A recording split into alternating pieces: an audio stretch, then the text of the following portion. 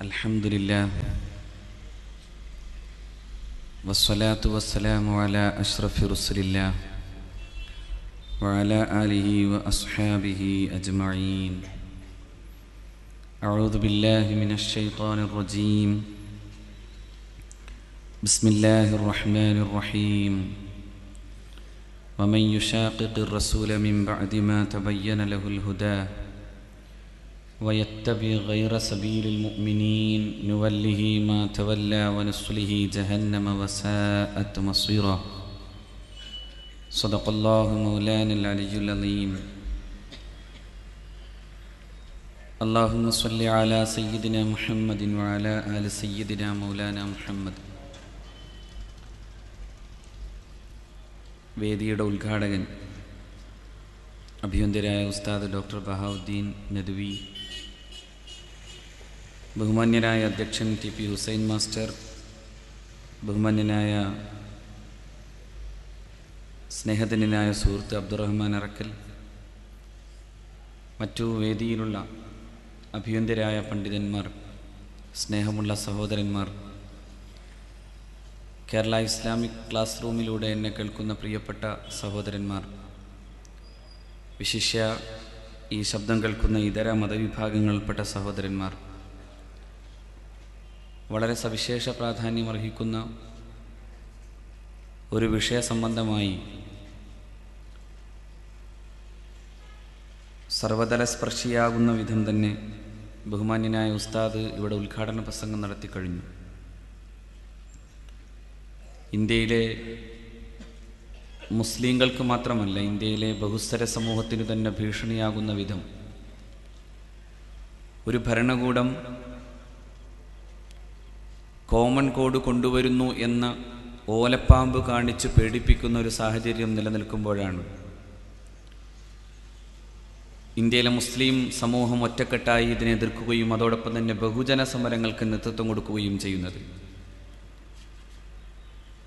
നമ്മെ സംബന്ധിച്ചിടത്തോളം ഇന്ത്യയിൽ ജീവിക്കാനുള്ള, മുസ്ലിമായി ജീവിക്കാനുള്ള പ്രധാനപ്പെട്ട ഒരു അവകാശം എന്ന നിലയിൽ കൂടിയാണ് പേഴ്സണൽ ലോ നിലനിൽക്കണം, അതായത് വ്യക്തി നിയമം നിലനിൽക്കണം, ഒരു കോമൺ കോഡിൻ്റെ ആവശ്യമില്ല എന്ന് നാം ഉയർക്കെ പറയുന്നത്. ഇസ്ലാമിക ശരീഅത്തിൻ്റെ 4 പ്രധാനപ്പെട്ട ഘടകങ്ങൾ നമുക്ക് കാണാനാവും. പരിശുദ്ധ ശരീഅത്തുൽ ഇസ്ലാമിനെ സംബന്ധിച്ചിടത്തോളം നമ്മൾ അള്ളാഹുവിൻ്റെ ദീനിൻ്റെ ശരീഅത്ത് പഠിക്കുമ്പോൾ കർമ്മശാസ്ത്ര പണ്ഡിതന്മാർ നമ്മളെ പഠിപ്പിക്കാറ് ഒന്ന്, ഏറ്റവും പ്രധാനമായി വരുന്നത് ഇബാദാത്തുകളാണ്. രണ്ടാമത്തേത് മുനാക്കഹാത്താണ്, മറ്റൊന്ന് മുആമലാത്താണ്, മറ്റൊന്ന് ജിനായാത്താണ്. മുആമലാത്ത്, ജിനായാത്ത് പോലെയുള്ള കാര്യങ്ങളെക്കാൾ പ്രധാനമായി വരുന്നത് ഒരു മുസ്ലിം അവൻ്റെ ഇസ്ലാമികമായ ജീവിതം ശരിയായ അർത്ഥത്തിൽ ജീവിക്കണമെന്നുണ്ടെങ്കിൽ വ്യക്തിപരമായി അയാൾക്ക് ഇസ്ലാമിനെ കൊണ്ടു നടക്കാൻ സാധ്യമാകണമെങ്കിൽ ഇബാദത്തിൻ്റെ കാര്യത്തിലും മുനാക്കഹാത്തിൻ്റെ കാര്യത്തിലും അവനൊരു സ്വാതന്ത്ര്യം ലഭ്യമാകണം. ഇബാദത്തിൻ്റെ വിഷയമാകുമ്പോൾ അത് മറ്റാരുമായി ബന്ധപ്പെടുന്ന ഒരു കാര്യമല്ല. ഇബാദത്ത് എന്ന് പറയുന്നത് നമസ്കാരവും നോമ്പും സക്കാത്ത് കൊടുക്കലും മറ്റു കാര്യങ്ങളാണ്. ഈ വിഷയത്തിൽ ആരോടും മറ്റൊരു തരത്തിലും ബന്ധപ്പെടാത്തത് കൊണ്ട് തന്നെ നമുക്കും മറ്റുള്ളവരും തമ്മിൽ യാതൊരു തർക്കവുമില്ലാത്ത പ്രശ്നവുമാണത്. അത് വ്യക്തിനിഷ്ഠമായി എൻ്റെ ആരാധനയുടെ, എൻ്റെ വിശ്വാസത്തിൻ്റെ ഭാഗമായി നിലനിൽക്കുന്നു എന്നതാണത്. അതേസമയം നിക്കാഹ് വരുന്നിടത്ത് അങ്ങനെയല്ല, മറിച്ച് അവിടെ വരുമ്പോൾ ഒരു കോൺട്രാക്റ്റ് ഉണ്ടാകുന്നുണ്ട്, ഒരു നിബന്ധനയും ഒരു ഉടമ്പടിയും ഉണ്ടാകുന്നുണ്ട്. വിശുദ്ധ ഖുർആൻ തന്നെ അതിനെ കോൺട്രാക്റ്റ് എന്നാണ് പറഞ്ഞത്. വഅഖദ്ന മിൻകും മീസാഖൻ ഗലീലൻ, ഒരു കഠിനമായ കരാറാണ് ആ പെണ്ണുങ്ങൾ നിങ്ങളുടെ അടുക്കൽ നിന്ന് വാങ്ങിയിട്ടുള്ളത് എന്ന് പരിശുദ്ധ ഖുർആൻ പറയുന്നു. അങ്ങനെ ഒരു കരാറിൻ്റെ അടിസ്ഥാനത്തിൽ ജീവിക്കേണ്ടി വരുന്ന ദാമ്പത്യ ജീവിതത്തിൽ മുസ്ലിങ്ങൾക്ക് മുസ്ലിങ്ങളുടെ നിയമമാകണോ അതോ ഇസ്ലാമിക ശരീഅത്തിന് വിരുദ്ധമായി നിൽക്കുന്ന സ്റ്റേറ്റുകളുടെ നിയമമാകണോ? അവിടെയാണ് ഇസ്ലാമിക സമൂഹത്തിന് ആവശ്യപ്പെടാനുള്ള, ഞങ്ങൾക്ക് ഇസ്ലാമിക ശരീഅത്തനുസരിച്ച് ജീവിക്കണം. അതേസമയം മറ്റു കാര്യങ്ങളിലൊന്നും നമ്മൾ ഈ അവകാശവാദം ഉന്നയിക്കുന്നില്ല. ഇസ്ലാമിക ശരീഅത്തിന്റെ മർമ്മപ്രധാനമായൊരു ഭാഗമാണ് ജിനായത്ത്. ജിനായാത്തുമായി ബന്ധപ്പെട്ട ഒരു വിഷയത്തിലും ഞങ്ങൾക്ക് ശരീഅത്തനുസരിച്ചുള്ള ഒരു ശിക്ഷാ നിയമ നടപടികൾ ഇന്ത്യ മഹാരാജ്യത്ത് വേണമെന്ന് പറയുന്നില്ല. ചിലർ ചോദിക്കാറുണ്ട്, ഇന്ത്യയിലെ മുസ്ലിങ്ങൾ എന്തിന് നിങ്ങൾ ഈ ഒരു കാര്യത്തിൽ മാത്രം നിൽക്കുന്നു, അതായത് ശരീഅത്തിന്റെ കാര്യത്തിൽ നിങ്ങളുടെ നിയമം എന്ന നിലക്ക് പറയുമ്പോൾ എന്തുകൊണ്ട് ഈ പേഴ്സണൽ ലോയിൽ മാത്രം നിൽക്കുന്നു? നിങ്ങൾ മറ്റു പൊതു നിയമങ്ങളെയൊക്കെ അനുസരിക്കുന്നുണ്ടല്ലോ. നിങ്ങൾ ഇവിടെ നടക്കുന്ന ക്രിമിനൽ പ്രൊസീജിയർ അത് കൃത്യമായി എല്ലാ ജനവിഭാഗങ്ങൾക്കും, ഇന്ത്യയിലെ എല്ലാ വിഭാഗം ആളുകൾക്കും ഉള്ളതാണ്. അതിലാർക്കും തർക്കമില്ലല്ലോ. മുസ്ലിങ്ങൾക്കും ഇടയിലും അതോടൊപ്പം തന്നെ ഇതര മതവിഭാഗങ്ങളോ അല്ലെങ്കിൽ മതമില്ലാത്തവനോ തമ്മിൽ ഉണ്ടാകുന്ന സ്വത്ത് തർക്കങ്ങൾ വന്നാൽ ഇവിടെ സിവിൽ നിയമമുണ്ട്. ആ സിവിൽ നിയമത്തിൽ ആർക്കും തർക്കമില്ലല്ലോ. ഞങ്ങൾക്ക് തർക്കമില്ല.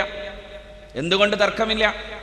എനിക്ക് മുസ്ലിമായി ജീവിക്കാൻ ഈ നിയമങ്ങളൊന്നും പ്രശ്നമാകുന്നില്ല എന്നതുകൊണ്ടാണ്.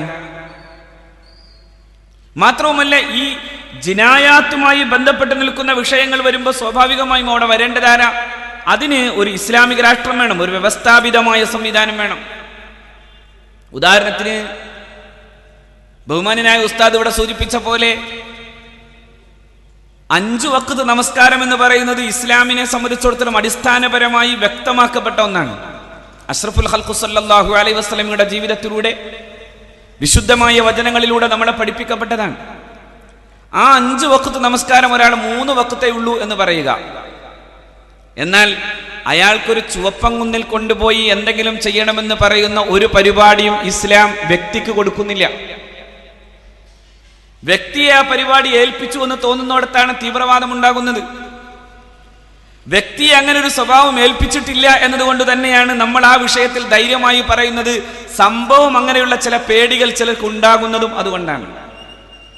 അതുകൊണ്ടാണ് ഇപ്പോ നമ്മുടെ ഇടയിൽ ഒരു ക്ലീഷേ പോലെ പ്രചരിക്കുന്ന ഒരു പരിപാടിയുണ്ട്, പുതിയാപ്പിള വിളിക്കണ പോലെ വിളിക്കാൻ പറ്റൂല എന്ന് പറഞ്ഞതുപോലെ പലരും വിളിച്ചിട്ടും വരാത്ത വിധം മറ്റാർക്കോ വേണ്ടി ഓശാന പാടുന്ന ഒരവസ്ഥയിലേക്ക് എത്തിപ്പെടാൻ പ്രധാനപ്പെട്ട കാരണം ഇസ്ലാമിക ശരീഅത്തിന്റെ ഈ 4ാം പാർട്ട് എടുക്കാൻ ചിലർ പോയതാണ്.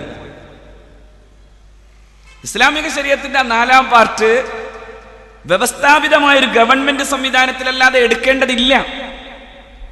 അങ്ങനെ എടുക്കുന്ന എന്തും തീവ്രവാദമാണ്, അതെന്തും എക്സ്ട്രീമിസമാണ്. അത് ചില ആളുകൾ സ്വന്തമായി രക്ഷപ്പെടുത്താനും സമുദായത്തിനെ സംരക്ഷിക്കാനും വേണ്ടി കവാത്ത് പഠിക്കുകയും അതുപോലെയുള്ള ചില പരിപാടികളും ചെയ്യാറുണ്ട്. അതും ഈ പറയപ്പെടുന്നതിൽപ്പെട്ടതാണ്. അതാരെ ഏൽപ്പിക്കപ്പെട്ടതാണ്? വ്യവസ്ഥാപിതമായ ഒരു ഗവൺമെന്റിനെ ഏൽപ്പിക്കപ്പെട്ടതാണ്. ഒരാൾ കള്ളു കുടിച്ചാൽ അയാൾക്കെതിരെ ഹദ്ദു ചെയ്യണമെന്ന് പറയുന്നത് ആ ഹദ്ദ് വ്യവസ്ഥാപിതമായ ഒരു ഗവൺമെന്റിനെ ഏൽപ്പിച്ചതാണ്. അങ്ങനെ വരുമ്പോ ഇന്ത്യ മഹാരാജ്യം പോലെയുള്ള ഒരു രാജ്യത്ത് ഇതര മതസമൂഹങ്ങളുടെ ഒരു ബഹുസ്വരത നിലനിൽക്കുന്ന നാട്ടിൽ, ഈ നാട്ടിലെ ഒരു പീനൽ വിഷയ സംബന്ധമായ ഒരു ശിക്ഷാ നിയമ സംബന്ധമായ കാര്യങ്ങളിൽ ഇസ്ലാമിക ശിക്ഷാ നിയമങ്ങൾ നടപ്പിലാക്കണമെന്ന് ഒരു വാശിയും നമുക്ക് പറയേണ്ടതില്ല. പിന്നെ എന്തേ നമുക്ക് പറയേണ്ടതുള്ളൂ? ഇന്ത്യയിൽ ഞങ്ങൾ ജീവിക്കുമോ, ഇന്ത്യയിലെ മുസ്ലിങ്ങൾ എന്ന നിലയിൽ ഞങ്ങളുടെ വിവാഹ ജീവിതത്തിൽ അതുപോലെ തന്നെ മറ്റു ചില കാര്യങ്ങളിൽ പ്രത്യേകമായും ഞങ്ങൾക്ക് ഇസ്ലാമിക ശരീഅത്ത് അനുസൃതമായി ജീവിക്കേണ്ടി വരും. ഇല്ലെങ്കിൽ എൻ്റെ വിവാഹ ജീവിത സംബന്ധിയായ കാര്യത്തിൽ ഞാൻ നടത്തുന്ന ഉടമ്പടി കരാർ എന്ന് പറയുന്ന അല്ലെങ്കിൽ സ്വാഭാവികമായി ഉണ്ടാകുന്ന അഖദിൽ, ആ കോൺട്രാക്റ്റിൽ അള്ളാഹുവിന്റെ വിശുദ്ധ നിയമമല്ലാത്ത മറ്റൊരു നിയമപ്രകാരമാണ് അങ്ങനൊരു ബന്ധമുണ്ടാകുന്നതെങ്കിൽ ഒരു മുസ്ലിം അവന്റെ വിശ്വാസപ്രകാരം ആ ബന്ധം ശരിയായ ബന്ധമല്ലാതിരിക്കുകയും ആ ബന്ധം വ്യഭിചാരത്തിന്റെ ബന്ധമായി മാറുകയും അതിന്റെ പേരിൽ നാളെ റബ്ബിന്റെ കോടതിയിൽ വച്ച് നാം ഉത്തരം പറയേണ്ടി വരികയും ചെയ്യുന്നു എന്നതുകൊണ്ടാണ് ആ വിഷയ സംബന്ധമായി ഞങ്ങൾക്ക് ഇസ്ലാമിക ശരീഅത്ത് അനുസൃതമായി ജീവിക്കാൻ അവകാശം തരണം എന്ന് പറയാൻ കാരണം. ഇത് വേറെ ആരെയും ബാധിക്കുന്നില്ല. ഇതൊരു മറ്റൊരു സമൂഹവുമായി ബാധിക്കുന്ന പ്രശ്നമേ അല്ല. നോക്കൂ നിങ്ങൾ, 937 ബ്രിട്ടീഷ് ഇന്ത്യയുടെ കാലത്ത് ഇസ്ലാമിക ശരീഅത്ത് സംബന്ധിയായ ഒരു ആക്ടായി ഇസ്ലാമിക് ശരീഅത്ത് ആപ്ലിക്കേഷൻ ആക്ട് വരുന്നത്. 937 അത് ഉണ്ടാകാൻ പ്രധാനപ്പെട്ട കാരണമായി പറയപ്പെടുന്നത് പഞ്ചാബ് സ്വദേശിനിയായ ഒരു സ്ത്രീ അവരുടെ പിതാവിന്റെ സ്വത്തവകാശവുമായി ബന്ധപ്പെട്ടുകൊണ്ട് ബ്രിട്ടീഷ് പ്രീവി കൗൺസിലിൽ ഒരു കേസ് കൊടുത്തു. എനിക്കെന്റെ വാപ്പയുടെ സ്വത്തിൽ അവകാശമുണ്ട് ഇസ്ലാമിക നിയമപ്രകാരം എന്നായിരുന്നു കേസ്. പക്ഷേ പ്രീവി കൗൺസിൽ പറഞ്ഞു അങ്ങനെയല്ല. പഞ്ചാബ് ഭാഗത്തെ സാമ്പ്രദായികമായ ചില സമ്പ്രദായങ്ങളുമായി ബന്ധപ്പെട്ട് ചില കസ്റ്റമറി ലോ, അത്തരം സംബന്ധമായ കാര്യങ്ങളുമായി ബന്ധപ്പെട്ട് ഈ പെൺകുട്ടിക്ക് അങ്ങനെ ഒരു അനന്തരാവകാശ സ്വത്ത് നൽകപ്പെടാൻ യോഗ്യതയില്ല എന്ന് വിധിച്ചു ബ്രിട്ടീഷ് ഇന്ത്യയുടെ പ്രിവി കൗൺസിൽ. ബ്രിട്ടീഷ് പ്രിവി കൗൺസിലിന്റെ ഈ വിധിക്കെതിരായി ഇന്ത്യയിലെ മുസ്ലിം സമൂഹം, ഇന്ത്യയിലെ പണ്ഡിതന്മാർ, ഇന്ത്യയിലെ മുസ്ലിം നേതൃത്വം നടത്തിയ പ്രക്ഷോഭത്തിന്റെ ഭാഗമായിട്ട് അവസാനം ബ്രിട്ടീഷ് ഇന്ത്യക്ക് നടപ്പിലാക്കേണ്ടി വന്നതാണ് 937 മുസ്ലിം പേഴ്സണൽ ലോ, ഇസ്ലാമിക് ശരീഅത്ത് ആപ്ലിക്കേഷൻ ആക്ട്. ഇത് പ്രകാരം ഉണ്ടായിത്തീർന്ന അവകാശങ്ങളുടെ ഒരു പ്രത്യേകത നോക്കൂ നിങ്ങൾ. എന്നെ കേൾക്കുന്ന എല്ലാ മതവിഭാഗങ്ങളും ഒരു പ്രത്യേകം ആലോചിക്കേണ്ടത്, ഈ ശരീഅത്ത് ആക്ട് പ്രകാരം എങ്ങനെ വിധിക്കണമെന്ന് പറയുന്നിടത്ത് വളരെ കൃത്യമായി ഈ കാര്യം പറയുന്നു. ശരീഅത്ത് ആക്ടിന്റെ 2-ാം സെക്ഷൻ പറഞ്ഞു തരുന്നത്, മറ്റു നിയമങ്ങൾ ബാധകമാകാതിരിക്കെ മുസ്ലിങ്ങളെ സംബന്ധിച്ചിടത്തോളം അവരുടെ ഇസ്ലാമികമായ അവരുടെ ദാമ്പത്യം, അതുപോലെ തന്നെ ദാമ്പത്യ ആനന്തര പ്രശ്നങ്ങൾ അഥവാ ത്വലാഖ്, അതുപോലെ തന്നെ ഈലാ, ഖുൽഅ്, ലിഹാർ തുടങ്ങിയിട്ടുള്ളത്, അവരുടെ സ്വത്തവകാശ സംബന്ധിയായ കാര്യങ്ങൾ, അവരുടെ വഖഫ് സംബന്ധിയായ കാര്യങ്ങളിൽ, ഈ പറയപ്പെട്ട കാര്യങ്ങളിൽ the law of decision in cases where the parties are Muslims shall be the Muslim personal law എന്ന് തന്നെയാണ് ഈ ശരീഅത്ത് ആക്ട് കൃത്യമായി പറഞ്ഞു തരുന്നത്. the law of decision, അവിടെ എടുക്കേണ്ട തീരുമാനം, in cases, ചില കേസുകളിൽ where the parties are Muslims, പാർട്ടികൾ മുസ്ലിങ്ങളായിരിക്കെ, കക്ഷികൾ മുസ്ലിങ്ങളായിരിക്കെ, ആ കക്ഷികൾക്ക് താല്പര്യമുണ്ടെങ്കിൽ ആ വിഷയ സംബന്ധമായി ഇസ്ലാമിക ശരീഅത്ത് അനുസരിച്ച് വിധിക്കാം. Shall be the Muslim personal law, അവിടെ മുസ്ലിം പേഴ്സണൽ ലോ ആവാം. അല്ലാതെ നാട്ടിലെ എന്തു നിയമത്തിനും ഇസ്ലാമിക ശരീഅത്ത് നടപ്പിലാക്കണമെന്ന് നമ്മൾ ആരും പറയുന്നില്ല. രണ്ടു കക്ഷികളും പറയുകയാണ്, എന്റെ ഈ വിഷയത്തിലെ തീരുമാനമെടുക്കേണ്ടത് ശരീഅത്ത് അനുസൃതമാണെന്ന് പറഞ്ഞാൽ ആ ശരീഅത്ത് അനുസൃതമാണെന്ന് പറയുന്നവർക്ക് വേണ്ടി അങ്ങനെ വിധിക്കാൻ ആവശ്യമാകുന്ന ഇസ്ലാമിക പ്രമാണങ്ങളെ കൂട്ടിരുത്തി വിധിക്കാൻ നമ്മുടെ രാജ്യത്ത് നിയമമുണ്ട് എന്നതിനാണ് ഈ പേഴ്സണൽ ലോ എന്ന് നാം പറയുന്നത്. ഇത് വേറെ ആരുമായി തർക്കിക്കണതല്ല. ഒരു മുസ്ലിമിന് അങ്ങനെ വിധിച്ചതിന്റെ പേരിൽ മറ്റേതെങ്കിലും ഒരു സമുദായത്തിന് എന്ത് പ്രശ്നമാണ് ഇന്ത്യ മഹാരാജ്യത്ത് ഉണ്ടാകുന്നത്? അതുകൊണ്ടാണ് ആ കൃത്യമായി തന്നെ ആ സെന്റൻസിനെ, ആ വാചകങ്ങളെ ശ്രദ്ധിക്കണം. രണ്ടു പേരും മുസ്ലിങ്ങളാകണം. ഒരു ഹിന്ദുവും ഒരു മുസ്ലിമും തമ്മിലുള്ള തർക്കമല്ല, ഒരു ക്രൈസ്തവനും ഒരു മുസ്ലിമും തമ്മിലുള്ള തർക്കമല്ല. രണ്ടുപേരും മുസ്ലിങ്ങളും ഈ പറയപ്പെട്ട ചില പ്രത്യേകമായ വിഷയങ്ങളുമായിരിക്കെ ആ വിഷയങ്ങളിൽ തീരുമാനമെടുക്കാൻ അവരു തന്നെ സമ്മതിച്ചാൽ അവിടെയാണ് ഈ വിഷയം വരുന്നത്. ഇനി പോകട്ടെ, ഒരു പെണ്ണ് പറയാണ് എനിക്കതൊന്നും വേണ്ട, ഇന്ത്യ മഹാരാജ്യത്തുള്ള സ്പെഷ്യൽ മാരേജ് ആക്ട് പ്രകാരം തന്നെ വിവാഹം ചെയ്യാവുന്നതാണെന്ന് പറഞ്ഞാൽ നമുക്കെന്തു തർക്കം? നമുക്കെന്തു ചെയ്യാനാകും? ഇത് കേട്ടാ തോന്ന ഇന്ത്യ മഹാരാജ്യത്തെ ഏറ്റവും വലിയ പ്രശ്നം ഇസ്ലാമിക ശരീഅത്താണെന്ന് തോന്നിപ്പോകും. കുറെ മാധ്യമ മേലാളന്മാർ ജഡ്ജു ചെയ്യുന്ന തീരുമാനങ്ങൾ പ്രകാരമായി രാജ്യത്തെ അസഹിഷ്ണുത പടർത്താനും ആവശ്യമില്ലാത്ത തരത്തിൽ സ്പർദ്ധയുണ്ടാക്കാനും വേണ്ടിയുള്ള രാഷ്ട്രീയമായ അജണ്ട എന്നതിനപ്പുറം എന്താണ് ഇതിന്റെ ഉള്ളിൽ ആത്മാർത്ഥത എന്ന് മനസ്സിലാക്കണം. എനിക്കെന്റെ ദീൻ അനുസൃതമായി ജീവിക്കാനുള്ള ഒരു അവകാശം. അതുകൊണ്ട് തന്നെയാണ് 937 നിയമമാക്കപ്പെട്ട ആ നിയമം ഇന്ത്യ മഹാരാജ്യത്തിന്റെ സ്വാതന്ത്ര്യത്തിനു ശേഷമുള്ള ഇന്ത്യയുടെ ഭരണഘടനാ ശില്പികൾക്ക് മുമ്പിൽ വരുമ്പോഴും വലിയ തർക്കങ്ങളും പ്രശ്നങ്ങളും ഉണ്ടായി. ഇന്ത്യ ഒരു സെക്കുലർ രാജ്യമാണ് എന്നതായിരുന്നു ഇന്ത്യയുടെ ഭരണഘടനാ ശില്പികളുടെ വിഭാവന. എന്താ സെക്കുലറിസം? ഇന്ത്യയിൽ ആർക്കും അവരുടെ മതം ആചരിക്കാനും അനുഷ്ഠിക്കാനും അതനുസൃതമായി പ്രവർത്തിക്കാനും പ്രഘോഷണം ചെയ്യാനുമുള്ള സ്വാതന്ത്ര്യമാണ്. ഒരുപക്ഷെ ഇന്ത്യ പോലെ ഇത്രമേൽ മതസൗഹൃദം, മതസഹിഷ്ണുതയും മതസ്വാതന്ത്ര്യവും നിലനിൽക്കുന്ന മറ്റൊരു രാജ്യം ഉണ്ടാവില്ല. ഇന്ത്യയിലാണ് ഏറ്റവും കൂടുതൽ സ്വാതന്ത്ര്യം എന്ന് പറയുന്നതിൽ ഞാൻ അഭിമാനിക്കുന്നു. സൗദി അറേബ്യയിലെ ഏതെങ്കിലും ഒരു മണൽക്കാട്ടിൽ കൊണ്ടുപോയി ഒരു കുത്തുബിയത്ത് കഴിക്കണമെന്ന് തീരുമാനമെടുത്താൽ നടന്നുവെന്ന് വരില്ല. കുത്തുബിയത്ത് കഴിക്കാൻ വേണ്ടുള്ള തീരുമാനമെടുക്കുകയും കുത്തുബിയത്ത് അങ്ങ് തുടങ്ങുകയും ചെയ്യാം. യാ മുഹിയുദ്ദീൻ അബ്ദുൽ ഖാദിർ ജീലാനി. മിക്കവാറും ഇന്റലിജൻസ് ഓഫീസർമാർ വരും, നിർത്താൻ പറയും. നിർത്തിയില്ലെങ്കിൽ അവർക്കത് ശിർക്കാണ്. ആ ശിർക്കിന്റെ പേരിൽ പിന്നെ അവസാനം ജയിലിൽ കയറേണ്ടി വരും. ഇന്ത്യയുടെ പാർലമെന്റിന്റെ തൊട്ടു മുമ്പിൽ പോയി അങ്ങനെ ഒരു പരിപാടി നടത്തുമെങ്കിൽ സുന്നിയായ പാർലമെന്റ് മെമ്പർമാർ നമ്മളിവിടുന്ന് ജയിപ്പിച്ചു വിടുന്ന ഒരാളെ കൊണ്ട് ഉദ്ഘാടനം ചെയ്യിപ്പിക്കാൻ പറ്റുമെങ്കിൽ തുടങ്ങാം. ഒരു പരിപാടിക്കും ഒരു കുഴപ്പമില്ല. എന്തേ കാര്യം? ഇന്ത്യ അങ്ങനൊരു സ്വാതന്ത്ര്യം തരുന്നു. ഇന്ത്യ മഹാരാജ്യത്തിന്റെ ഭരണഘടനയുടെ 25-ാം ആർട്ടിക്കിൾ അത് പറയുന്നു. ചില പ്രത്യേകമായ നിബന്ധനകൾക്ക് വിധേയമായി all persons are equally entitled to freedom of conscience and the right freely to practice, profess and propagate religion. ഇന്ത്യയിൽ ജീവിക്കുന്ന ആർക്കും അവന്റെ മതം പറയാം, പ്രാക്ടീസ് ചെയ്യാം, പ്രഘോഷണം ചെയ്യാം. എന്റെ മതം ഇന്നതാണെന്ന് സാക്ഷാൽ മോദിയോട് പറയാനുള്ള വലിയ സ്വാതന്ത്ര്യമുണ്ട് എനിക്ക്. എന്തുകൊണ്ടാണ് അങ്ങനെ സംഭവിച്ചത്? ഇന്ത്യ എല്ലാ മതവിഭാഗങ്ങളെയും ഒരുപോലെ കാണാനും എല്ലാ മതവിശ്വാസാചാരങ്ങളെയും ഒരുപോലെ സ്വതന്ത്രമായി നിലനിർത്താനും സാധ്യമാകുന്ന ഒരു മനോഹരമായ ഭരണഘടനയുടെ കീഴിലാണ് ഇന്ത്യ മഹാരാജ്യം മുന്നോട്ട് പോകുന്നത്. അതുകൊണ്ട് തന്നെയാണ് നമ്മൾ ഈ വിഷയത്തെ സംബന്ധിച്ച് പറയുമ്പോൾ ഇതേ ചർച്ചകൾ ഇന്ത്യയുടെ കോൺസ്റ്റിറ്റ്യൂവന്റ് അസംബ്ലിയിൽ, ഇന്ത്യയുടെ ഭരണഘടനാ നിർമ്മാണ സഭയിൽ വന്നിട്ടുണ്ട്. ഇന്ത്യയുടെ ഭരണഘടനാ നിർമ്മാണ സഭയിലൂടെ സൂചിപ്പിക്കപ്പെട്ടതുപോലെ നിർദ്ദേശക തത്വങ്ങളാകുന്ന ആർട്ടിക്കിൾ 36 മുതൽ 51 വരെയുള്ള ചർച്ച ചെയ്യപ്പെട്ടു. നമ്മൾ കേട്ടാതൊന്നും ഇന്ത്യ മഹാരാജ്യത്തിന്റെ നിർദ്ദേശക തത്വങ്ങൾ എന്ന് പറയുന്നത് ഇത് മാത്രമാണെന്ന്, ഏത് ഏക സിവിൽ കോഡ് മാത്രമാണെന്ന് അല്ല. ഇവിടെ ഉസ്താദ് പറഞ്ഞല്ലോ, ഇന്ത്യയിൽ ആർട്ടിക്കിൾ 47 ആർട്ടിക്കിൾ 46 ഒക്കെ പറയുന്ന പ്രധാനപ്പെട്ട കാര്യം എന്താ? ഇന്ത്യയിലെ ആദിവാസികൾ അടങ്ങുന്ന പാവപ്പെട്ട ജനവിഭാഗങ്ങൾക്ക് അവരെ ചൂഷണത്തിൽ നിന്ന് രക്ഷപ്പെടുത്തുകയും അവർക്കു നേരെയുള്ള ഉപദ്രവങ്ങളും അവരെ അടിച്ചമർത്തുന്ന പരിപാടികളിൽ നിന്നും രാജ്യം അവരെ പ്രൊമോട്ട് ചെയ്യാനാണ് ആദ്യം ശ്രമിക്കേണ്ടത് എന്നതാണ് ആർട്ടിക്കിൾ 46.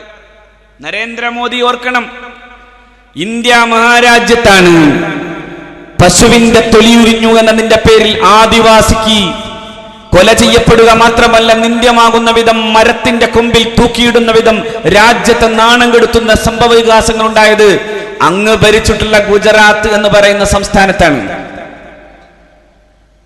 എന്നിട്ടാ നരേന്ദ്രമോദി പറയുന്നത് ഇന്ത്യയിലെ മുസ്ലിം പെണ്ണിന്റെ കണ്ണുനീരിനെ കുറിച്ച്. ഏത് ഇന്ത്യ മുസ്ലിമിന്റെ കണ്ണുനീരാണ് നരേന്ദ്രമോദിക്ക് തുടക്കേണ്ടത്? 2002 ഇഹ്സാൻ ജിഫ്രി എന്ന് പറയുന്ന കോൺഗ്രസ് MP, ആ മുൻ MP ആണ്, അന്ന് തന്റെ വീടിന്റെ തൊട്ടു മുമ്പിൽ വന്നു നിൽക്കുന്ന അക്രമകാരികളായി നിൽക്കുന്ന ഫാസിസ്റ്റുകളെ കണ്ടപ്പോ അന്നത്തെ മുഖ്യമന്ത്രിയെ വിളിച്ചു ചോദിച്ചു, എനിക്ക് സംരക്ഷണം വേണം, എന്റെ ഈ വീടിന്റെ ചുറ്റുവട്ടത്തും പെട്രോൾ ബോംബുകളുമായി വന്നു നിൽക്കുന്ന അക്രമകാരികളുണ്ട്, ഞാനടങ്ങുന്ന 30 അംഗ സംഘങ്ങൾ അടങ്ങുന്ന എന്റെ ഈ വീട്ടിലെ കുടുംബക്കാർ മുഴുവനും ചുട്ടുകൊല്ലപ്പെടുമോ എന്ന് ഞാൻ ഭയക്കുന്നു എന്ന് പറയുമ്പോ നീ ചത്തില്ലടാ എന്ന് ചോദിക്കുന്ന ദാഷ്ട്യം കാണിച്ചിട്ടുള്ള ഒരു മുഖ്യമന്ത്രിയാണ് ഇന്ന് ഇന്ത്യയുടെ പ്രധാനമന്ത്രി. അതാണ് ഇന്ത്യയുടെ പരമോന്നത നീതിപീഠത്തിന്റെ മുമ്പിൽ ഒരു വിധവ പൊട്ടിക്കരഞ്ഞ് പറഞ്ഞത്, എനിക്ക് നീതി വേണം. ഇഹ്സാൻ ജിഫ്രിയുടെ പ്രിയപ്പെട്ട വിധവ, എനിക്ക് നീതി വേണമെന്ന് ഇഹ്സാൻ ജിഫ്രിയുടെ പ്രിയപ്പെട്ട വിധവയാകുന്ന സക്കിയക്ക് പറയേണ്ടി വരുന്നത്. സക്കിയ ഉൾപ്പെടെ 10,000 വരുന്ന മുസ്ലിം പെണ്ണിന്റെ ജീവിതത്തിൽ സംഭവിച്ചിട്ടുള്ള ഏറ്റവും വലിയ ദുരന്തമായി 2002 ഈ ദുരന്തത്തെ, ഈ വർഗീയ കലാപത്തെ നമുക്ക് കാണാനാകും. കേവലം വർഗീയ ലഹള എന്നല്ല പറയേണ്ടത്. അതുകൊണ്ടാണ് അതേ സാക്ഷാൽ നരേന്ദ്രമോദിയുടെ വർഗത്തിൽപ്പെട്ട അഞ്ജലി മോഡി എന്ന് പറയുന്ന പ്രഗത്ഭയായ പത്രപ്രവർത്തക എന്ന് എഴുതി, ഇതൊരു റയറ്റല്ല, ഇതൊരു കലാപമല്ല. കലാപമാകുമ്പോൾ സ്വാഭാവികമായും ഇരുവിഭാഗം ആളുകൾക്കും നഷ്ടങ്ങൾ ഉണ്ടാകും. പക്ഷേ ഇതൊരു റയറ്റ് ആണെന്ന് പറയാൻ സാധ്യമല്ല. A genocide in the land of Gandhi, ഗാന്ധിയുടെ നാട്ടിൽ നടക്കുന്ന വലിയ കൂട്ടഹത്യ എന്നായിരുന്നു അന്ന് നരേന്ദ്രമോദിയുടെ വർഗത്തിൽപ്പെട്ട അഞ്ജലി മോദി പറഞ്ഞത്. അഞ്ജലി മോദി പറഞ്ഞു, നരേന്ദ്രമോദിയുടെ ഭരണകൂടം കൃത്യമായി ആസൂത്രണം ചെയ്തിട്ടാണ് ഗുജറാത്തിലെ മുസ്ലിങ്ങളെ കൂട്ടക്കശാപ്പ് ചെയ്യുന്നത്. ഇത് ഒരു സ്റ്റേറ്റ് ടെററിസമാണ്, ഇതൊരു സ്റ്റേറ്റ് സ്പോൺസേഡ് ടെററിസമാണ് എന്നായിരുന്നു അന്ന് എഴുതിയത്. ഇന്ത്യയിലെ മതവിഭാഗങ്ങളിലെ എല്ലാ ജനവിഭാഗങ്ങളും ഒരുമിച്ച് പറഞ്ഞു, ഗുജറാത്തിൽ നടക്കുന്നത് വലിയ കലാപമാണ്, വലിയ കൂട്ടഹത്യയാണ്. ഗുജറാത്തിലെ മുസ്ലിങ്ങളെ പൂർണ്ണമായി നശിപ്പിച്ചടങ്ങൂ എന്ന് പറയുന്ന വാശിയിൽ അന്നു നടത്തിയ കൂട്ടക്കലാപത്തിൽ മരിച്ചുപോയവന്റെ വിധവയുടെ കണ്ണുനീരിന്റെ മുമ്പിൽ ഇരുന്നിട്ട് ആലോചിക്കണം, മുസ്ലിം സഹോദരി എന്ന് ഇന്ത്യയുടെ പ്രധാനമന്ത്രി വിളിക്കുമ്പോ, മുസ്ലിം സഹോദരി എന്ന് വിളിക്കുമ്പോ ആലോചിക്കണം. ഞാൻ പറഞ്ഞു വരുന്നത് ഇത് ഇപ്പോ നടക്കുമെന്നൊന്നും ഞാൻ മനസ്സിലാക്കുന്നില്ല. എന്തുകൊണ്ട്? 947 ശേഷമുള്ള ഈ ഭരണഘടനാ രൂപരേഖയുടെ അസംബ്ലിയിൽ പ്രിയപ്പെട്ട പോക്കർ സാഹിബിനും അതുപോലെ തന്നെ ഖായിദെ മില്ലത്തിനും പ്രഗത്ഭരായ മുസ്ലിം നേതാക്കൾക്കും ഈ ആശങ്ക പങ്കിടാൻ സാധ്യമാകുന്ന സമയത്ത് അന്നത്തെ പ്രഗത്ഭനായ അതിന്റെ ചെയർമാൻ, അതിന്റെ കോൺസ്റ്റിറ്റ്യൂന്റ് അസംബ്ലിയുടെ ചെയർമാൻ ഡോക്ടർ BR അംബേദ്കർ തന്നെ സൂചിപ്പിച്ചു, ഈ പറയപ്പെടുന്ന ഒരു യൂണിഫോം സിവിൽ കോഡ് നടപ്പിലാക്കണമെന്ന് പറയുന്ന ആർട്ടിക്കിൾ 44 മുസ്ലിം സമൂഹത്തിന്റെ വ്യക്തി നിയമത്തെ ഇല്ലായ്മ ചെയ്യാനുള്ളതല്ല.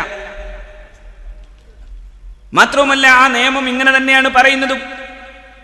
രാജ്യം അത് സംബന്ധമായ ശ്രമങ്ങൾ നടത്തണമെന്ന് മാത്രമാണ്.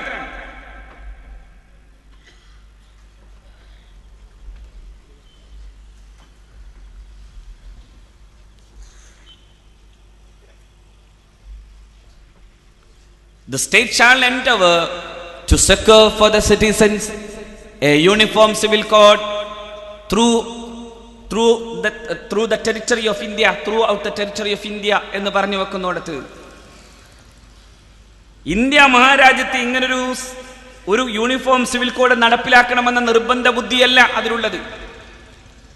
അതുകൊണ്ട് തന്നെയാണ് അന്ന് വളരെ പ്രഗത്ഭരായ ഭരണഘടനാ വിശാരദന്മാർ മുഴുവനും ഈ വിഷയ സംബന്ധമായി പറഞ്ഞു വച്ചത്, ഇതൊരു അടിച്ചേൽപ്പിക്കൽ പരിപാടിയാവില്ല എന്നാണ്. നെഹ്റുവിന് താല്പര്യമുണ്ട് യൂണിഫോം സിവിൽ കോഡ്, അംബേദ്കർക്ക് താല്പര്യമുണ്ട് യൂണിഫോം സിവിൽ കോഡ്, ഇവിടെ സൂചിപ്പിച്ച പോലെ KM മുൻഷിക്കും താല്പര്യമുണ്ട് യൂണിഫോം സിവിൽ കോഡ്. പക്ഷേ ഇവരാരും ഇത്രമേൽ തന്റെ ഇടത്തോടെയോ ഇത്രമേൽ ഷാഢ്യബുദ്ധിയോടോ ഇതിനെ അവതരിപ്പിക്കാൻ തയ്യാറായിട്ടില്ല. അവർക്കൊക്കെ ഇന്ത്യയുടെ ഈ ബഹുസ്വരതയെ കുറിച്ചറിയാം.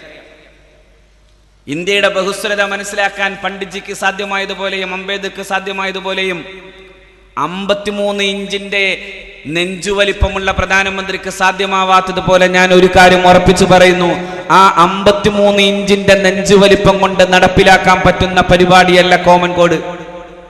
അതങ്ങനെ നടക്കാൻ പറ്റുന്നതല്ല. മറിച്ച് അതിനു വേണ്ട ഒരുപാട് ചർച്ചകളിലേക്ക് വരുമ്പോൾ വലിയ നിയമപ്രശ്നങ്ങളുണ്ട്. ഞാൻ കൂടുതൽ പറയുന്നില്ല, ഒരുപാട് നിയമപ്രശ്നങ്ങൾ. പിന്നെ എന്തിനാ ഇത് ഈ ചർച്ച കൊണ്ടുവന്ന് മുസ്ലിങ്ങളെ ഭയപ്പെടുത്തണം? മുസ്ലിങ്ങൾക്ക് മാത്രമായി വരാവുന്ന ഒരു വലിയ ദുരന്തം പോലെ നിർത്തി ഇന്ത്യയിലെ മറ്റു ജനവിഭാഗങ്ങളെ മാറ്റി നിർത്തിക്കണം. ആ വേലയ്ക്കു നേരെയാണ് നമ്മൾ പറയുന്നത്. ഇത് ഇന്ത്യയിലെ മുസ്ലിങ്ങളുടെ മാത്രം പ്രശ്നമല്ല, ഇത് രാജ്യത്തെ ബഹുസ്വരത ആഗ്രഹിക്കുന്ന എല്ലാ ജനവിഭാഗങ്ങളുടെയും പ്രശ്നമാണ്. ഇന്ത്യയിലെ മുസ്ലിങ്ങൾക്ക് മാത്രമായ ഒരു പേഴ്സണൽ ലോ ഉണ്ട് എന്ന് വിചാരിക്കരുത്. ഇന്ത്യയിലെ ക്രൈസ്തവ സമൂഹത്തിനുണ്ട്, ഇന്ത്യയിലെ സിഖ് വിഭാഗത്തിനുണ്ട്, ഇന്ത്യയിലെ ഹൈന്ദവ സമൂഹത്തിനുണ്ട്. ഈ ഹൈന്ദവ സമൂഹത്തിനുള്ള എല്ലാവർക്കും ബാധകമാകുന്ന നിയമങ്ങളിൽ നിന്ന് പോലും വ്യത്യസ്തമായി ഇന്ത്യയിലെ ചില ഗോത്ര വിഭാഗങ്ങൾക്ക് അവരവരുടെ നിയമവുമായി മുന്നോട്ട് പോകാമെന്നുണ്ട്. ഇതെല്ലാം കൂടി ഒരുമിച്ച് കൂട്ടണം എങ്ങനെയാ നരേന്ദ്രമോദി? എത്രയെത്ര വിഭാഗങ്ങളും എത്രയെത്ര ആചാരങ്ങളും എത്രയെത്ര അനുഷ്ഠാനങ്ങളുമാണ് ഇന്ത്യയിൽ. 6000-ൽ ചില്ലുവാനും ഉപജാതികളായി ആചാരങ്ങളായി നിൽക്കുന്ന വളരെ ബഹുലമായി നിൽക്കുന്ന ഒരു മതം എന്ന നിലയിൽ ഹൈന്ദവ മതത്തെ കാണാം. എന്തൊക്കെ പറയാം ഹിന്ദുമതത്തിൽ? ഹിന്ദുമതം എന്ന് പറയാനാകോ? ഹിന്ദു മതം എന്ന് തന്നെ പറയാൻ കഴിയോ? എന്തൊക്കെ വിശ്വാസ പ്രമാണങ്ങളാണ് ഹൈന്ദവ മതം? ഒരാൾ പറയുന്നു മോക്ഷം കിട്ടണമെങ്കിൽ ജ്ഞാനം ലഭ്യമാകണം, അദ്വൈതം, ശങ്കരന്റെ അദ്വൈതം. അപ്പൊ മറ്റൊരാൾ പറയും അങ്ങനെയല്ല, മാധ്വൻ, രണ്ടുണ്ടെന്ന് വിശ്വസിക്കണം, അപ്പോഴേ നമുക്ക് മോക്ഷം ലഭ്യമാകൂ. അപ്പോ രാമാനുജൻ പറയും അങ്ങനെയുമല്ല, അതിന് പകരമായി വ്യത്യസ്തമായ ചില കാഴ്ചപ്പാടുകളോടുകൂടെ അദ്വൈതത്തെ തന്നെ പുൽകണം, അപ്പോഴേ ഒരാൾക്ക് മോക്ഷം കിട്ടൂ. അപ്പോ മറുഭാഗത്തുനിന്ന് ഒരാൾ പറയും അങ്ങനെയുമല്ല, അങ്ങനെ ഈ പറയപ്പെടുന്ന ഉപനിഷത്തുകളെയും വേദങ്ങളെയും യാഗങ്ങളെയും ഒന്നും അനുസരിക്കേണ്ടതില്ല, അങ്ങനെ ഒന്നില്ല എന്ന് മാത്രമല്ല, മരിച്ചിട്ട് പിന്നെ ഒരു പുനർജന്മവുമില്ല, മരിച്ചാൽ ഒരു ജന്മമില്ല. ഭസ്മീഭൂതസ്യ ശരീരസ്യ പുനരുജ്ജീവനം കുത, ഭസ്മീഭൂതമായ ശരീരത്തിന് ഒരു പുനർജന്മം ഉണ്ടാകുന്നത് എങ്ങനെ എന്ന് ചോദിക്കുന്ന വിധം ഒരു വിഭാഗം ആളുകൾ മതനിരാസവാദികളായി ഇന്ത്യ മഹാരാജ്യത്തുണ്ടായി. ഇത് ഇന്ന് തുടങ്ങിയതുമല്ല, എത്രയോ കാലങ്ങളുടെ സഹസ്രാബ്ദങ്ങളുടെ ചരിത്രം പഠിക്കുമ്പോൾ നമുക്കറിയാനാകും ഇന്ത്യ എന്ന് പറയുന്നത് വൈവിധ്യങ്ങളുടെ ഒരു പൂങ്കാവനമാണ്. ആ പൂങ്കാവനം വെട്ടി നശിപ്പിക്കാൻ നരേന്ദ്രമോദിയുടെ ഈ ഫാസിസ്റ്റ് മനോഭാവത്തിന് സാധ്യമാകാത്ത വിധം ഇന്ത്യയുടെ ചരിത്ര പൈതൃകത്തിന്റെ സമ്പുഷ്ടമായ ഇന്നലകൾ നമുക്കൊരു ധൈര്യം പകരുന്നുണ്ട്. ഇന്ത്യയുടെ പ്രത്യേകത, ഇന്ത്യയുടെ പ്രഗത്ഭനായ മുൻ പ്രസിഡന്റ് തന്നെ പറയുന്നു, ഋഗ്വേദ കാലം മുതൽ ഇന്ന് വരെയുള്ള ഇന്ത്യയുടെ പ്രത്യേകതയെക്കുറിച്ച് ഇന്ത്യ കണ്ട ഏറ്റവും പ്രഗത്ഭനായ ദാർശനിക ചരിത്രകാരൻ കൂടിയായ ഡോക്ടർ രാധാകൃഷ്ണൻ പറയുന്നത് കാണാം. From the time of Rigveda period till today, India has been the homeland of religious diversity. India എന്ന് പറയുന്നത് ഇങ്ങനെ വ്യത്യസ്തമായ മതങ്ങളുടെ ഒരു പൂങ്കാവനമായി ഋഗ്വേദ കാലം മുതൽ ഇന്ന് വരെ നിലനിൽക്കുന്നു. അത് നിലനിൽക്കണമെന്നാണ് നമ്മളും പറയുന്നത്. മുസ്ലിങ്ങളായി മുസ്ലിങ്ങൾക്ക് ജീവിക്കാൻ, ഹൈന്ദവന് ഹൈന്ദവനായി ജീവിക്കാൻ, ക്രൈസ്തവന് ക്രൈസ്തവനായി ജീവിക്കാൻ, ജൈനന് ജൈനനായി ജീവിക്കാൻ, ബൗദ്ധന് ബൗദ്ധനായി ജീവിക്കാൻ ഇന്ത്യയിൽ സ്വാതന്ത്ര്യം വേണം.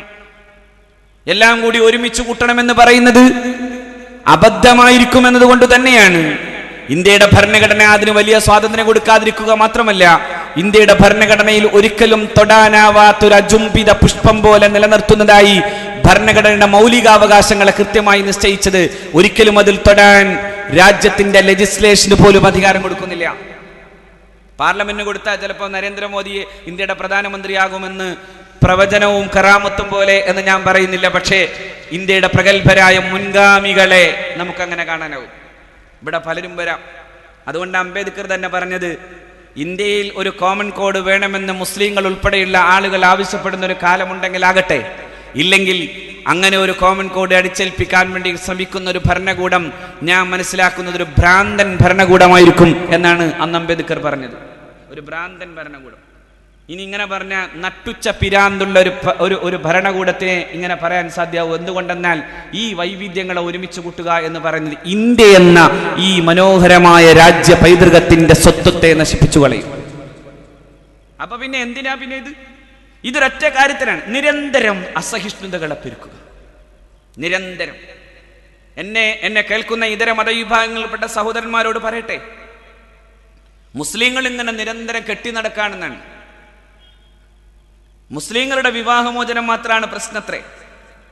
ഒരു കാര്യം പറയാം, 985 ബീഗം ഷാബാനു കൊടുത്ത കേസുമായി ബന്ധപ്പെട്ടുകൊണ്ട് ഈ ചർച്ച രൂക്ഷമായത് അല്ലേ? നമുക്കൊക്കെ ഓർമ്മയുണ്ടാകും. എൻ്റെ പ്രിയപ്പെട്ട കാരണവന്മാർക്കറിയുമായിരിക്കും.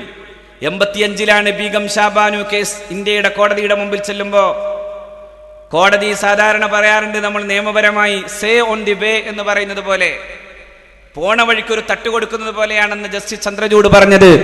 ഒരു കോമൺ കോഡ് വേണം, ഈ ശരീഅത്തൊക്കെ മാറ്റണം. ചില വ്യാഖ്യാനങ്ങൾ ചില ആയത്തുമായി ബന്ധപ്പെട്ടുകൊണ്ട് ചർച്ചയിൽ വന്നു. ഞാൻ കൂടുതൽ വിശദീകരിക്കുന്നില്ല. ആ സമയത്താണ് ഇന്ത്യയിലെ മുസ്ലിങ്ങൾ ഈ വലിയ ഭീഷണിയെ മുന്നിൽ കണ്ടുകൊണ്ട് ഇന്ത്യയുടെ പാർലമെന്റിൽ മഹാനായ ഗുലാം മഹ്മൂദ് ബനാത്വാല സാഹിബ് എഴുന്നേറ്റ് നിന്നു. ബനാത്വാല സാഹിബ് എന്നൊരു ബില്ല്, സ്വകാര്യമായ ബില്ല് അവതരിപ്പിച്ചു. ആ ബില്ല് അവതരണാനന്തരമുണ്ടായ അദ്ദേഹത്തിന്റെ പ്രസംഗം കേട്ടിട്ടാണ് ഇന്ത്യയിലെ പാർലമെന്റ് മെമ്പർമാർ പറഞ്ഞത്, അങ്ങ് പ്രസംഗിക്കുന്നത് കരിങ്കല്ലുകളോടായിരുന്നുവെങ്കിൽ പോലും അവ ഉരുകിപ്പോകുമായിരുന്നു, അത്രയേറെ ഹൃദയാർദ്രമായിരുന്നു അങ്ങയുടെ പ്രസംഗം. ആ പ്രഭാഷണാനന്തരമാണ് ഇന്ത്യയുടെ അന്നത്തെ പ്രധാനമന്ത്രി പറഞ്ഞത്, അങ്ങയുടെ ഈ വികാരം ഇന്ത്യയുടെ മുസൽമാന്റെ വികാരമെങ്കിൽ ഞാനുണ്ടാകും കൂടെ, എന്റെ പാർലമെന്റ് ഉണ്ടാകും കൂടെ. ആ ബില്ല് സ്വകാര്യ ബില്ലായില്ല, അത് ഗവൺമെന്റ് അമെൻഡ് ചെയ്യുന്ന വിധം ഗവൺമെന്റ് ആ കോടതി പരാമർശത്തെ അമെൻഡ് ചെയ്തുകൊണ്ട് ഒരു ആക്റ്റായി കൊണ്ടുവന്നു. പക്ഷെ അന്ന് നമ്മൾ കണ്ടു ഇന്ത്യയിലെ മുസ്ലിങ്ങൾ ഒരേ വികാരത്തോടെ ഒരുമിച്ച് നിൽക്കുന്ന ഘട്ടം. ഇന്ത്യയിലെ മുസ്ലിം വിരുദ്ധ പക്ഷത്ത് വളരെ പ്രഗത്ഭരായ ആളുകളുണ്ടായിരുന്നു. സാക്ഷാൽ EM ശങ്കരൻ നമ്പൂതിരിപ്പാടുണ്ടായിരുന്നു. നമ്പൂതിരിപ്പാടിനോടാണ് അന്ന് ഡൽഹിയിൽ വെച്ച് പത്രക്കാർ ചോദിച്ചു, നമ്പൂതിരി, എങ്ങനെയാണ് നിങ്ങൾ പറയുന്ന ഒരു കോമൺ കോഡിനെ കുറിച്ച് പറയുന്നുണ്ടല്ലോ, എങ്ങനെയാ കോമൺ കോഡ്, ഏതു രീതിയിലാകണം കോമൺ കോഡ്? അന്ന് നമ്പൂതിരിയും പറഞ്ഞു, ഞാൻ ഉദ്ദേശിച്ച കോമൺ കോഡ് ഒരു ഹിന്ദു കോഡായിരിക്കും. സുബ്ഹാനല്ലാഹ്. ഇന്ന് അവർക്ക് തന്നെ പറയേണ്ടി വരുന്നു, ഇന്ത്യയിലെ ഫാസിസ്റ്റ് ഭരണകൂടം നിലനിൽക്കുന്നു എന്നതുകൊണ്ട് ഈ കോമൺ കോഡിനെ കുറിച്ചുള്ള ചർച്ചയിൽ ഞങ്ങൾ പങ്കെടുക്കുന്നില്ല, കാരണം അത് ഫാസിസ്റ്റ് അജണ്ടയാണ്. പക്ഷെ ഒന്നുണ്ട്, അന്ന് നമ്പൂതിരിയെ പോലെയുള്ള പ്രഗത്ഭനായ ഒരു മാർക്സിസ്റ്റ് ദാർശനികനെ മുട്ടുകുത്തിക്കാൻ ഇന്ത്യൻ മുസൽമാന്റെ കരുത്തിന് സാധ്യമായെങ്കിൽ ഇന്നലെ പിറന്ന ഒരു പെമ്പിള്ളയുടെ പിന്നെ ഈ ത്വലാഖ് നിരോധന പരിപാടികളുമായി ബന്ധപ്പെട്ട പ്രസ്താവനകൾക്ക് മുമ്പിൽ ഒരു ചുക്കുമാക്കാൻ ഞങ്ങൾക്ക് തോന്നുന്നില്ല. ഇന്നലെ ഉണ്ട് ഒരു വലിയ പത്രപ്രസ്താവന, ത്വലാഖ് മാറ്റണം. ഞാൻ ചോദിക്കട്ടെ, ഡൈവോഴ്സ് മാറ്റണം എന്നങ്ങാണ് പറഞ്ഞിരുന്നെങ്കിൽ അവരുടെ നേതാവ് ഇന്നത്തെ കേരളത്തിന്റെ മുഖ്യമന്ത്രിയുടെ മകളുടെ ഡിവോഴ്സിനെ കുറിച്ച് എന്തു ചെയ്യുമായിരുന്നു? ഏതവസരത്തിലൂടെ അത് നടപ്പിലാക്കുമായിരുന്നു? കഴിഞ്ഞ മുഖ്യമന്ത്രിയുടെ മകളുടെ ഡിവോഴ്സ് എങ്ങനെ നടക്കുമായിരുന്നു? കേരളത്തിലെ പ്രഗത്ഭരായ ചില സെലിബ്രിറ്റികൾ നിരന്തരം നടക്കുന്ന പരിപാടിയായി കേരളത്തിൽ ഇങ്ങനെ വാർത്ത കേൾക്കുകയാണ്. എന്ത്? അവിടെ ഇങ്ങനെ വിവാഹമോചനം നടന്നുകൊണ്ടേയിരിക്കുക. ഓരോ സിനിമാ നടനും സിനിമാ നടിയും ഈ വിവാഹമോചനങ്ങളൊക്കെ നടക്കല്ലേ. ഡിവോഴ്സ് എന്നതിന്റെ നേരർത്ഥമാണ് ത്വലാഖ്. ചിലര് മനസ്സിലാക്കിയത് ത്വലാഖ് എന്ന് പറഞ്ഞാൽ ഏതോ ഒരു ഭീകരമായൊരു സ്വത്വം പോലെ നിൽക്കാണെന്നാണ്. ഇവിടെ സൂചിതമായതുകൊണ്ട് ഞാൻ വിശദീകരിക്കുന്നില്ല. അനിവാര്യമായൊരു സാഹചര്യം വരുന്നിടത്ത് അങ്ങനെ സംഭവിക്കാതെ പോയ ചില സമുദായങ്ങളുടെ പ്രശ്നം എന്താ? അങ്ങനെ സംഭവിക്കാതെ പോയ ചില സമുദായങ്ങളുടെ പ്രശ്നം, കോടതി കയറി ത്വലാഖ് അതായത് ഡിവോഴ്സ് വാങ്ങാൻ വേണ്ടി നിരന്തരം നടന്നിട്ടും നടക്കാതെ പോകുമ്പോൾ ഒടുക്കം പിന്നെ കേൾക്കാറുണ്ട് പത്രവാർത്തകളിൽ ഗ്യാസ് പൊട്ടി ഭാര്യ മരിച്ചു. അങ്ങനെ ഒരു ദുരന്തം മുസ്ലിം സമൂഹത്തിൽ സംഭവിക്കാത്തതിന്റെ കാരണം എന്താ? ആവശ്യമായതും അനിവാര്യമായതുമായൊരു ഘട്ടം വന്നാൽ ത്വലാഖ് ചൊല്ലാൻ അങ്ങനെ ഒരുപാട് കാലം കോടതി കയറേണ്ട വരില്ല. ചിലപ്പോൾ പെണ്ണിനായിരിക്കും ഡിവോഴ്സ് കിട്ടേണ്ടത്, ചിലപ്പോൾ ആണിനായിരിക്കും. കോടതി കയറി തന്നെ എത്ര കാലം കഴിയുന്നു? എത്ര കാലം? അതുകൊണ്ട് കണ്ട അപ്പൊ തന്നെ തുപ്പേണ്ട ഒരു പരിപാടിയാണ് ത്വലാഖ് എന്ന് അള്ളാഹുവിന്റെ ദീനിട്ട് പറയണൂല. എത്രയൊക്കെ പ്രൊസീജറുകളുണ്ട് പരിശുദ്ധ ദീനിന്. ഫഇലുഹുന്ന വഹ്ജുറുഹുന്ന അനിൽ മലാജി വഹ്ജുറുഹുന്ന ഫിൽ മലാജി വദരിബൂഹുന്ന ഫഇൻ അതഅനകും ഫലാ തബ്ഗു അലൈഹിന്ന സബീല. കുടുംബത്തിലെ പ്രശ്നമുണ്ടായാൽ ആദ്യം ചെയ്യേണ്ടത് ഫഇലുഹുന്ന, നിങ്ങൾ ആ പെണ്ണുങ്ങൾക്ക് ഉപദേശം കൊടുക്കണം.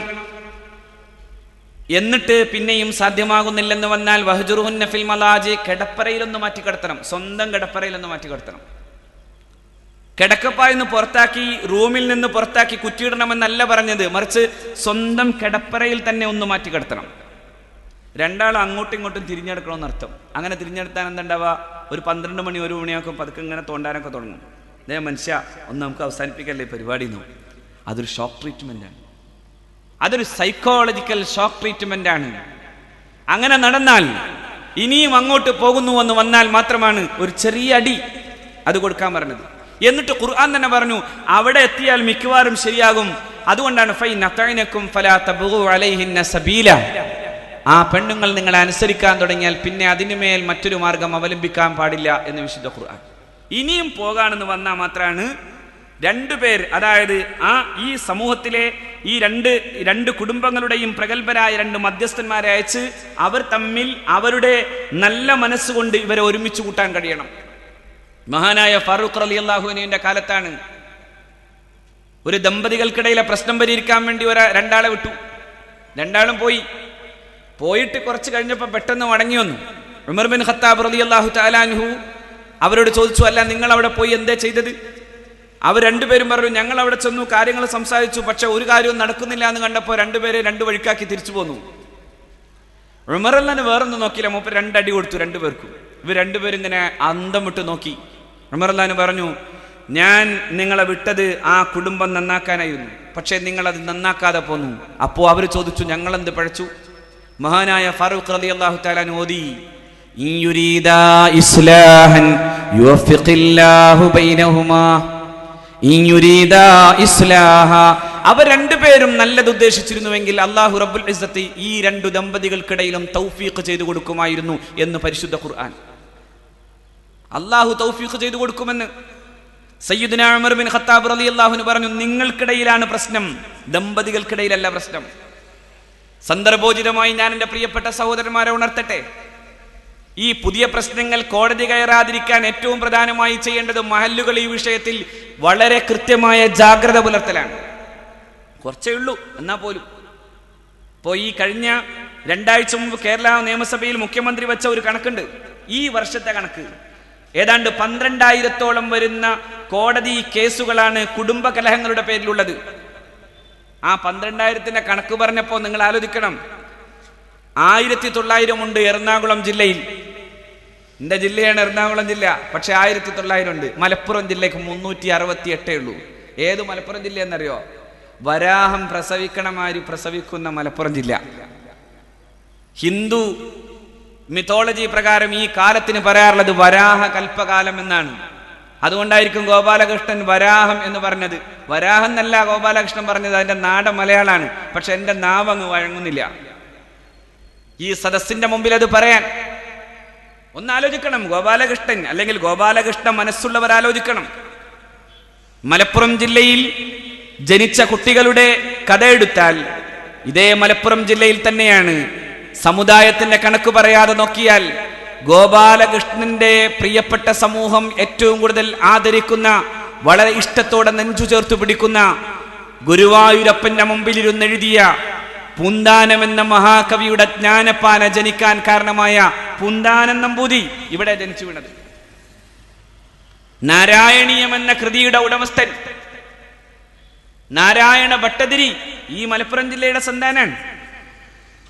കേരളത്തിന്റെ സാമൂഹിക പരിഷ്കരണ വേദിയിൽ ഒരു കൊടുങ്കാറ്റ് പോലെ കടന്നു വന്ന സാക്ഷാൽ EM ശങ്കരൻ നമ്പൂതിരിപ്പാട് ഈ നാടിന്റെ സമ്മാനാണ്. നമ്പൂതിരിപ്പാടിന്റെ ഉസ്താദാകുന്ന VT ഭട്ടതിരി ഈ നാടിന്റെ ഗുരു, ഈ നാടിന്റെ സമ്മാനാണ്. സമുദായത്തിന്റെ കണക്കാണെങ്കിൽ ഞാൻ പറയാം, ഗോപാലകൃഷ്ണ, ഇന്ത്യ മഹാരാജ്യത്തിന് മിസൈൽ സാങ്കേതിക വിദ്യയുടെ വലിയ വലിപ്പങ്ങൾ പറയാൻ സാധ്യമാകുന്ന വിധം മിസൈൽ മാൻ ഓഫ് ഇന്ത്യ എന്ന് പറയുന്ന വിധം പ്രഗത്ഭനായി മാറിയ ഡോക്ടർ APJ അബുൽ കലാം ഈ സമുദായത്തിന്റെ ഉദരത്തിൽ പിറന്ന, ആ അർത്ഥത്തിൽ ഗോപാലകൃഷ്ണന് മറ്റെന്തെങ്കിലും പറയാനാകുമെങ്കിൽ അങ്ങനെ ഉദരത്തിൽ പിറന്ന കുഞ്ഞാണ്.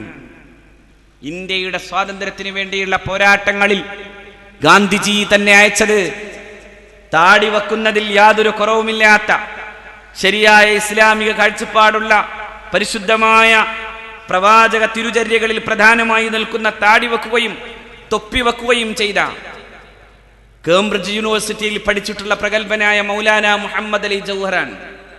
മൗലാന മുഹമ്മദ് അലി ജൗഹറിനോടാണ് വട്ടമേശ മഹാസമ്മേളനത്തിൽ പങ്കെടുക്കാൻ വിട്ടത് ഗാന്ധിജി. എന്നിട്ട് ആ മനുഷ്യൻ അവിടെ ചെന്ന് പ്രസംഗിച്ചതെന്തെന്നോ? അവിടെ സാധാരണ ബ്രിട്ടീഷ് രാജാവിന്റെ മുമ്പിൽ ചെന്നാൽ പ്രസംഗിക്കേണ്ടത് ഹിസ് എക്സലൻസി, അവർ ബിലൗഡ് ലോർഡ്ഷിപ്പ് എന്നൊക്കെയാണ്. പക്ഷെ മൗലാന മുഹമ്മദ് അലി അങ്ങനെയല്ല പറഞ്ഞത്. മൗലാന മുഹമ്മദ് അലി പറഞ്ഞത് മിസ്റ്റർ ജോർജ് എന്നാണ്. സൂര്യൻ അസ്തമിക്കാത്ത സാമ്രാജ്യത്തിന്റെ ചക്രവർത്തിയുടെ മുഖത്തേക്ക് നോക്കി മിസ്റ്റർ ജോർജ് എന്ന് വിളിക്കാൻ ധൈര്യം കാണിച്ച, ഒരു മകനെ പ്രസവിക്കാൻ അനുഗ്രഹം ലഭിച്ച പെണ്ണിന്റെ പേര് ബീഗം ആബിദ എന്നാണ്.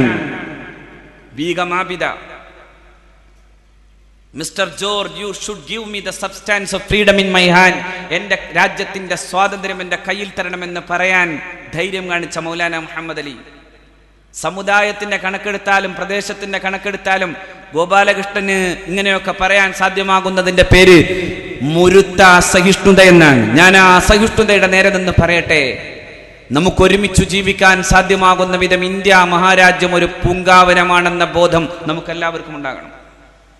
ഞാൻ ഈ കാര്യത്തിൽ ശരീഅത്ത് സംരക്ഷണം എന്നത് നമ്മുടെ ഒരു വലിയ ആവശ്യമാകുമ്പോഴും ഒരു കാര്യം പറയുന്നു. കോമൺ കോഡ് എന്ന് പറയുന്നത് ഇന്ത്യയെയാണ് തകർക്കുക. ഇന്ത്യയിലെ മുസ്ലിങ്ങളെ മാത്രമല്ല, ഇന്ത്യയിലെ എല്ലാ ജനവിഭാഗത്തെയും, ഇന്ത്യയിലെ ദലിത് വിഭാഗത്തെ, ഇന്ത്യയിലെ എല്ലാ വിഭാഗങ്ങളിലും നിലനിൽക്കുന്ന ആചാര വ്യതിരിക്തതകൾ ഇല്ലായ്മ ചെയ്യപ്പെട്ടിട്ട് ഒരു പ്രത്യേകമായ നിയമം കൊണ്ടുവരണമെന്ന് പറയുന്നതിന്റെ അബദ്ധം അത് ഇന്ത്യ മഹാരാജ്യത്തിന്റെ സ്വത്വം തകർക്കുന്ന രീതിയിലേക്ക് വളരും. അത് വരാതിരിക്കും എന്ന കാര്യത്തിൽ യാതൊരു സംശയമില്ല. ഞാൻ മനസ്സിലാക്കുന്നത് ഇതൊരു അസഹിഷ്ണുത പടർത്തലാണ്. UP ഇലക്ഷൻ പോലെയുള്ള ഇലക്ഷനുകൾ വരുമ്പോൾ ഉണ്ടാക്കാൻ വേണ്ടി കുറെ കാര്യങ്ങൾ ഇങ്ങനെ നിരന്തരം പറയുന്നു. കൂട്ടത്തിൽ ചിലരും പറയുന്നു, ഇപ്പൊ ഞാൻ പറഞ്ഞില്ലേ, ചിലര് പറയുന്നു ഇപ്പോ സമസ്ത കേരള ജംഇയ്യത്തുൽ ഉലമയുടെ മുഷാവറ പാസ്സാക്കുന്നത് പോലെ ഒരു വലിയൊരു മുഷാവറ ഉണ്ട് CPM-ന്. ആ സുപ്രീം കൗൺസിലാകുന്ന പോളിറ്റ് ബ്യൂറോ പറഞ്ഞു മുത്തലാഖ് നിരോധിക്കണം. മൂട്ടാ വിവാഹം എന്ന് പറഞ്ഞ EMS-നെ മുട്ടുകുത്തിക്കാൻ മാത്രം കരുത്തുണ്ടായ മുസ്ലിം സമൂഹത്തിന്റെ മുമ്പിൽ ഇനി അങ്ങനൊരു മുഷാവറയുടെ പാസാക്കൽ ഫത്വ വേണ്ട. പണ്ട് EM ശങ്കരൻ നമ്പൂതിരിപ്പാടിന് അവസാനം മുട്ടുകുത്തേണ്ടി വന്നിട്ടുണ്ട്. ഇപ്പോ അതിനുശേഷം പറയുന്നു തലാഖും വേണ്ട, ഒക്കെ ഇങ്ങനെ വേണ്ടാന്ന് ചീട്ടെഴുതി കൊടുക്കാൻ വേണ്ടി CPM-ന് ആരാണോ ഏൽപ്പിച്ചു കൊടുത്തത്? സത്യത്തിൽ ഇപ്പോ കൂടാൻ പറ്റാഞ്ഞിട്ടാണ്. പക്ഷേ സംഭവം അങ്ങനെ തന്നെയാണ്. ഇപ്പോ കൂടാൻ പറ്റുന്നില്ല എന്നതൊഴിച്ചാൽ ത്വലാഖ് വിവാദവുമായി ബന്ധപ്പെട്ട വിഷയങ്ങളിലും ഇതുപോലെ തന്നെ ഇസ്ലാമിക ശരീഅത്തുമായി ബന്ധപ്പെട്ട വിഷയങ്ങളിലും ഒരേ തൂവൽ പക്ഷികളായി നിലനിൽക്കുന്നുണ്ട്. ഒരേ തൂവൽ പക്ഷികൾ. ആ ഒരേ തൂവൽ പക്ഷികളുടെ സൗകര്യാർത്ഥം പരസ്പരം മാറുന്ന ചിലരും നമ്മുടെ ഇടയിലുണ്ട്. ഞാൻ നേരത്തെ സൂചിപ്പിച്ചല്ലോ, ചിലർ നമ്മുടെ ഇടയിലുണ്ട്. ശരീഅത്ത് സംരക്ഷണത്തിന് സമുദായം ഒരുമിച്ച് നിന്ന് ഒരു ഭാഗത്ത് പ്രക്ഷോഭ പരിപാടി നടത്തുമ്പോൾ കോഴിക്കോട്ടെ കാലിക്കറ്റ് എയർപോർട്ടിലേക്ക് മാർച്ച് നടത്താൻ വേണ്ടി പോകുന്നു എന്ന് പറയുന്ന മറ്റൊരു പരിപാടി ഉണ്ടല്ലോ, അവരെ കുറിച്ചാണ് പുതിയാപ്പിള വരുന്നത് പോലെ വരാൻ അങ്ങനെ വിളിക്കാൻ ഞങ്ങൾക്ക് നേരമില്ലെന്ന് കൃത്യമായി കേരളത്തിന്റെ രാഷ്ട്രീയ ചാണക്യനായ പി.കെ. കുഞ്ഞാലിക്കുട്ടി സാഹിബിന് പറയേണ്ടി വന്നത്. ഞാൻ അഭിനന്ദിച്ചു പറയുന്നു. ചിലപ്പോൾ അങ്ങനെ പറഞ്ഞു കിട്ടാൻ വേണ്ടി പലപ്പോഴും ഞങ്ങൾ കാതോർത്ത് കാത്തിരുന്നിട്ടുണ്ട്. പക്ഷെ അങ്ങനെ കിട്ടിയതിൽ സന്തോഷമുണ്ട്. അങ്ങനെ സന്തോഷമുണ്ട്. പണ്ട് ചില സമയത്ത് അങ്ങനെ ഒന്ന് പറഞ്ഞു കിട്ടാൻ ഞങ്ങൾ പലപ്പോഴും പലതും പറയേണ്ടി വന്നിട്ടുണ്ട്. പക്ഷേ ഇന്ന് ധൈര്യമായി പറഞ്ഞ ആ ആർജവത്തിന് നന്ദി പറയുന്നു. എന്തുകൊണ്ടെന്നാൽ ഇപ്പോഴെങ്കിലും മര്യാദക്ക് തിരിഞ്ഞല്ല ഈ കൂട്ടരെ. കുറെ കാലം ചില സമയങ്ങളിലൊക്കെ പതുക്കെ പറഞ്ഞാൽ മതി, തൊട്ടുകൂടാത്തതാണെങ്കിലും തൊടാതെ നിന്നാ മതി എന്നൊക്കെ പറഞ്ഞുകൊടുത്ത് നിന്ന് കൃത്യമായി ഈ കാര്യം പറഞ്ഞല്ലോ. എങ്ങനെ ഈ സമുദായത്തിൽ ഇവരെ കൊണ്ടു നടക്കാനാവാ? ശരീഅത്തിന്റെ ഭീഷണിക്ക് മുമ്പിൽ ഒരു സമുദായം നെഞ്ചു ചേർത്ത് അള്ളാഹുവിന്റെ ദീനിന്റെ ശരീഅത്ത് നിലനിൽക്കാൻ വേണ്ടിയുള്ള സംരക്ഷണ പോരാട്ടങ്ങളുമായി മുന്നോട്ടു പോകുന്ന കാലത്താണ് അന്ന് ഇസ്ലാമിക വിരുദ്ധ ശക്തികളുടെ കൂടെ നിന്നത്. അന്ന് ഇസ്ലാമിക വിരുദ്ധ ശക്തികളുടെ കൂടെ നിന്നുകൊണ്ടായിരുന്നു മഹാനായ ശൈഖുനാ ശംസുൽ ഉലമയും കണ്ണിയത്ത് ഉസ്താദിന്റെയും നേതൃത്വത്തെ അവമതിപ്പോടെ കണ്ടത്. ഇന്ന് അതുതന്നെ ചെയ്യുന്നു. ഇന്നും മുസ്ലിം ഉമ്മത്തിന്റെ നേതാവ് മഹാനായ സയ്യിദ് ഹൈദരലി ശിഹാബ് തങ്ങൾ വിളിക്കുമ്പോൾ മറ്റെല്ലാവരും അവരുടെ അവാന്തരമായ മറ്റു തർക്കങ്ങൾ മുഴുവൻ മാറ്റിവെച്ചു. സന്തോഷം. കാരണം ഈ പ്രശ്നം അങ്ങനെ കൈകാര്യം ചെയ്യണമെന്ന് മുസ്ലിം സമൂഹത്തിലെ മുഴുവൻ നേതാക്കന്മാരും മനസ്സിലാക്കിയതുകൊണ്ട് അവരെല്ലാം ഒരുമിച്ചു നിന്നു. അപ്പോ ഒരാൾ പറയാണ്, ഞങ്ങളെ വിളിച്ചിട്ടില്ല എന്ന് പറഞ്ഞപ്പോ വിളിച്ചു എന്ന് ഉത്തരവാദിത്തപ്പെട്ട നേതാക്കന്മാർ പറയുമ്പോഴാണ് ഞങ്ങളെ വിളിക്കേണ്ട പോലെ വിളിച്ചിട്ടില്ല എന്ന് പറഞ്ഞു. അതിനാണ് കൃത്യമായ നല്ലൊരു മറുപടി കിട്ടിയത്. നോക്കൂ, എന്നിട്ട് ഒരു ഭാഗത്ത് മലപ്പുറം ജില്ലാ കമ്മിറ്റി കേവലം ഒരു ആഹ്വാനം മാത്രം നടത്തി, പിന്നെ ഫേസ്ബുക്കിലൂടെ മാത്രമുള്ള പ്രചരണ പരിപാടികൾ നടത്തി, അങ്ങനെ ഒരു സമ്മേളനം വിളിച്ചുകൂട്ടിയപ്പോ സംസ്ഥാന മഹാസമ്മേളനം പോലെ തോന്നിപ്പിക്കാവുന്ന വിധം ജനമഹാലക്ഷങ്ങൾ ഒരുമിച്ച് കൂടുന്ന ഒഴുകുന്ന ഒരു കാഴ്ചയാണ് നമ്മൾ കണ്ടത്. പത്രസമ്മേളനം വിളിച്ച ആളുകളെ മുഴുവനും വരുത്തി അറിയിച്ചിട്ട് എറണാകുളം ജില്ലയിലെ ഏതൊരു ഹോളിന്റെ മൂലക്കെ കൊണ്ടുപോയി ശരീഅത്ത് സംരക്ഷണം വിൽക്കേണ്ടി വന്ന ഗതികേടൊന്നും ഒരേ ഒരു ജില്ല മാത്രം ആഹ്വാനം ചെയ്തിട്ട് മാത്രം നടന്ന ഒരു മഹാസമ്മേളനത്തിൽ ഉണ്ടായില്ല. ഈ സമ്മേളനത്തിന്റെ സംഭവം ലക്ഷങ്ങൾ ഒഴുകിയെത്തി. മഹാനായ സയ്യിദ് ഹൈദരലി ശിഹാബ് തങ്ങൾ വിളിച്ചാൽ, സമസ്ത കേരള ജംഇയ്യത്തുൽ ഉലമ വിളിച്ചാൽ, അഭിയന്തരായ നമ്മുടെ നേതാക്കൾ വിളിച്ചാൽ വിളി കേട്ട് ശരീഅത്തിന് വേണ്ടി ഒരുമിച്ച് കൂടാൻ ഞങ്ങൾ തയ്യാറാണെന്ന് മലപ്പുറം ജില്ലക്ക് വേണ്ടി മാത്രമുള്ള വിളിയിൽ കേരളമാകെ വിളികേട്ട പോലെ കടന്നു വന്നത് നമ്മെ അതിശയിപ്പിക്കുന്നു. അതുകൊണ്ട് ഞാൻ എൻ്റെ പ്രിയപ്പെട്ട സഹോദരന്മാരോട് പറയട്ടെ, എന്നെ കേൾക്കുന്ന ഇതര മതവിഭാഗങ്ങളിൽപ്പെട്ട സഹോദരന്മാരോട് പറയട്ടെ, ഇസ്ലാമിക ശരീഅത്ത് എന്ന് പറയുന്നതോ അല്ലെങ്കിൽ ഇസ്ലാം എന്ന് പറയുന്നതോ ചിലർ പറയുന്നത് പോലെ അത്ര വലിയ ഭീകരമല്ല. പരിശുദ്ധ ഖുർആനിലെ ചില പരാമർശങ്ങളൊക്കെ പലപ്പോഴും അടർത്തിയെടുത്തിട്ടാണ് ചില ആളുകൾ പറയുന്നത് ഇസ്ലാം വലിയ യുദ്ധം ചെയ്യുന്ന മതമാണ്. ഞാൻ ചോദിക്കട്ടെ, ആരാ യുദ്ധം ചെയ്യാത്തത്? യുദ്ധം തുടങ്ങുന്നോടത്താണ് ഭഗവത്ഗീത തുടങ്ങുന്നത്.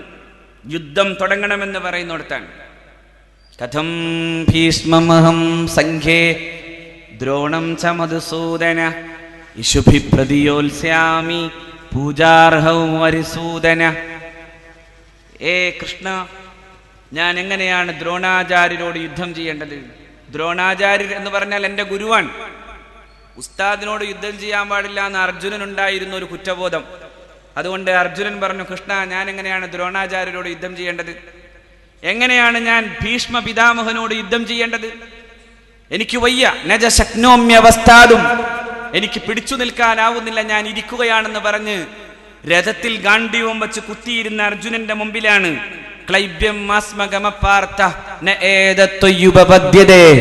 ഈ ക്ലൈബ്യം മാറ്റിവെച്ച് മുന്നോട്ടു പോകണം, നിന്നെ പോലെയുള്ളവർക്ക് യോജിച്ച പണിയല്ല ഈ മനോവിഷമം എന്ന് പറഞ്ഞ് എഴുന്നേൽക്കൂ പാർത്ത, യുദ്ധം ചെയ്യൂ എന്നാവശ്യപ്പെടുന്നിടത്താണ് ഭഗവത്ഗീത. ഞാൻ പറയുന്നില്ല എൻ്റെ പ്രിയപ്പെട്ട സഹോദരന്മാരെ, ശ്രീമദ് ഭഗവത്ഗീത മുഴുവനും നിരോധിക്കണമെന്ന്. എന്തുകൊണ്ടെന്നാൽ അതിൻ്റെ കോണ്ടെക്സ്റ്റ് ഉണ്ട്, അതിൻ്റെ സന്ദർഭമുണ്ട്. പരിശുദ്ധ ഖുർആനിന്റെ ആയത്തുകൾക്കും അതിന്റെ സന്ദർഭങ്ങളുണ്ട്. യുദ്ധം ചെയ്യണമെന്ന് പറഞ്ഞതിന് അതിന്റെ സന്ദർഭമുണ്ട്. എവിടെ യുദ്ധം ചെയ്യണം, എങ്ങനെ യുദ്ധം ചെയ്യണം, ഏതു രീതി ഉണ്ടാകണം, ഏതു നിബന്ധനകൾ പാലിക്കണം, എങ്ങനെ യുദ്ധം ചെയ്യണം. യുദ്ധം ചെയ്യുന്നിടത്ത് പോലും അല്ലാഹു റബ്ബുൽ ഇസ്സത്ത് പറഞ്ഞു, നിങ്ങൾ വലാ തഅ്തദൂ ഇന്നല്ലാഹ ലാ യുഹിബ്ബുൽ മുഅ്തദീൻ, നിങ്ങൾ അതിക്രമം കാണിച്ചേക്കരുത്, കാരണം അതിക്രമകാരികളെ അല്ലാഹു ഇഷ്ടപ്പെടുന്നില്ല. യുദ്ധത്തിന്റെ മുമ്പിലാണ്. യുദ്ധത്തിന്റെ എല്ലാവിധ സാഹചര്യങ്ങളും ഉണ്ടാകുമ്പോഴും യുദ്ധം അവസാനിപ്പിക്കുന്ന ഒരു പ്രവാചകന്റെ ജീവിതത്തെ കുറിച്ചാണ് പ്രഗത്ഭനായ PK പറഞ്ഞത്. മുഹമ്മദ് നബി സല്ലല്ലാഹു അലൈഹി വസല്ലമ തങ്ങൾ മക്കത്തു ശരീഫയിലേക്ക് കടന്നു വരുന്നു. 10,000 വരുന്ന അനുയായികൾ, മുമ്പിൽ നിൽക്കുന്നവർ മുഴുവൻ ശത്രുക്കൾ. പക്ഷേ പ്രവാചകന്റെ വരവിനെ കുറിച്ച് PK പറയുന്നു, മുഹമ്മദ് നബി കടന്നു വന്നു, ഒരു വീടും കൊള്ളയടിക്കപ്പെട്ടില്ലെന്ന് മാത്രമല്ല, however the peoples were treated with special magnanimity through all the annals of conquest, there is no triumphant entry comparable to this one. ആ ജനത വല്ലാത്തൊരു മഹാമനസ്കത കൊണ്ട് പരിചരിക്കപ്പെടുകയായിരുന്നു.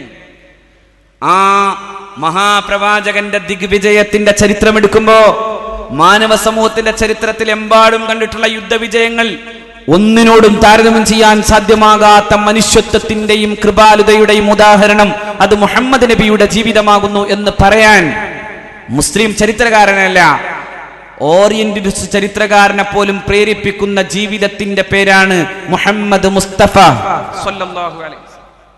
അതുകൊണ്ട് ഈ ദീനിനെ പഠിക്കുമ്പോൾ, ഈ രാജ്യത്തിന്റെ സ്വഭാവങ്ങളെയും വൈവിധ്യങ്ങളെയും പഠിക്കുമ്പോൾ നമുക്ക് ഒന്നിച്ചു പോകാൻ സാധിക്കണം. എല്ലാ വിഭാഗങ്ങൾക്കും അവരവരുടേതായ നന്മകൾ പറയാനുണ്ട്. ഹൈന്ദവ ദർശനങ്ങളിൽ നിരന്തരമായി കാണുന്നത് മനുഷ്യത്വത്തെ കുറിച്ചുള്ള ഉദ്ഘോഷണമാണ്. ഞാൻ സമ്മതിച്ചു പറയുന്നു, ബ്രഹ്മത്തിന്റെ ദൈവത്തിന്റെ രഹസ്യത്തെ കുറിച്ച് ചോദിക്കാൻ ചെന്ന ശിഷ്യനോട് ഗൂഢം ബ്രഹ്മം ജദിദം വോ ബ്രവീമി ന മാനുഷാദ് ശ്രേഷ്ഠതരം ഹി കിഞ്ചിത്, ഗൂഢമായ ബ്രഹ്മരഹസ്യത്തെ കുറിച്ചു ഞാൻ പറഞ്ഞു തരാം, അത് മനുഷ്യനേക്കാൾ ശ്രേഷ്ഠമായതല്ലാത്ത മറ്റൊന്നുമില്ലെന്ന് പറയാൻ മാത്രം ഇന്ത്യ മഹാരാജ്യത്തിനൊരു വലിപ്പമുണ്ട്. അതുകൊണ്ടാ നാരായണ ഗുരു പറഞ്ഞത്, പശുവിനല്ല ജാതി, മനുഷ്യനാണ് ജാതി. ഏതു ജാതി? മനുഷ്യത്വം എന്ന ജാതി. ഇന്ത്യയിലിപ്പോ വലിയൊരു ചർച്ചയായി മാറുന്ന 2 മൃഗങ്ങൾ. ഒരു മൃഗത്തിന്റെ കഥ ഇപ്പോഴും ചർച്ച ചെയ്യേണ്ടതായിരുന്നുവെങ്കിലും തൽക്കാലം അങ്ങ് രക്ഷപ്പെട്ടു. മറ്റൊന്നല്ല, ആടുമേക്കാൻ പോയവന്റെ കഥ പറയാൻ ചില സാഹചര്യങ്ങളിൽ നിന്ന് ഇപ്പോ മറ്റൊരു സാഹചര്യത്തിലേക്ക് പോയതുകൊണ്ട് ഞാൻ വിശദീകരിക്കില്ല. പക്ഷേ പശുവിന്റെ പേരിൽ എത്ര മരണങ്ങൾ, എത്ര കൊലപാതകങ്ങൾ. അപ്പോഴാണ് നാരായണ ഗുരു പറയുന്നത്, പശുവിനൊരു പശുത്വമുണ്ടെങ്കിൽ മനുഷ്യരൊരു മനുഷ്യത്വമുണ്ടോ? മനുഷ്യാണാം മനുഷ്യത്വം ഹി ജാതി യഥാ ഗോത്തം ഗവാന്ധത. മനുഷ്യന് മനുഷ്യത്വമാണ് പ്രധാനം. എൻ്റെ പ്രിയപ്പെട്ട സഹോദരന്മാരെ, ആ മനുഷ്യൻ, ഇന്ത്യയിലെ നാനാജാതി വിഭാഗങ്ങളിൽപ്പെട്ട മനുഷ്യർ, പാവപ്പെട്ട ദളിതൻ, പാവപ്പെട്ട മുസ്ലിം, അവനൊരുമിച്ചു ജീവിക്കാൻ കഴിയുന്നൊരു പൂങ്കാവനമായി ഇന്ത്യ നിലനിൽക്കട്ടെ. ഈ രാജ്യത്തെ അസ്ഥിരപ്പെടുത്താനും അരക്ഷിതമാക്കാനും രാഷ്ട്രീയമായ സിംഹാസനങ്ങളിൽ സ്ഥിരത വരുത്താനും വേണ്ടിയുള്ള ചില ഗൂഢാലോചനകളുടെ അജണ്ടകളെ പൊളിച്ചെഴുതാൻ ഇന്ത്യയിലെ മുസ്ലിം ഉമ്മത്തിന്റെ ഈ വികാരത്തോടൊപ്പം നിങ്ങൾ ഉണ്ടാകണമെന്ന് ഞാൻ പ്രത്യേകം ഉണർത്തി ഞാൻ അവസാനിപ്പിക്കുന്നു. വ ആഖിറു ദഅ്വാനാ അൽഹംദുലില്ലാഹി റബ്ബിൽ ആലമീൻ. അസ്സലാമു അലൈക്കും.